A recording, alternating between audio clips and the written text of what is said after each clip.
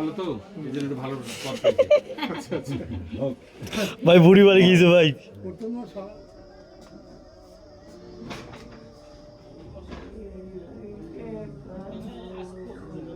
News 21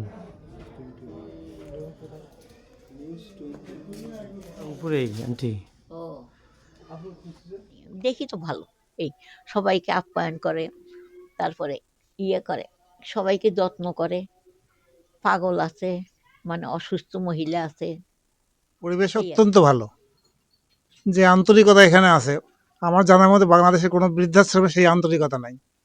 হয়তো উন্নত হতে পারে, বিল্ডিং হতে পারে, কিন্তু আন্তরিকতা যেটা মানসিকভাবে সেটা নাই অন্য কোথাও, এখানে যেটা আমি পাই আর কি। আমি আমার পেশাগত কাজের পাশাপাশি এলাকায় বিভিন্ন বিচার সালিশ করতাম গ্রামের বাড়িতে।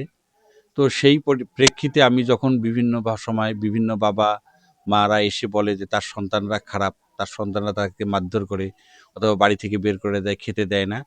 তো তখন প্রথম আমি বলতাম যে ঠিক আছে, আমাদের এখানে থাকো, জায়গা আছে। এই যে চিন্তা ভাবনা, এখান থেকে আমাদের এই বৃদ্ধাশ্রম শুরু হয়ে গেল 2022 সাল থেকে।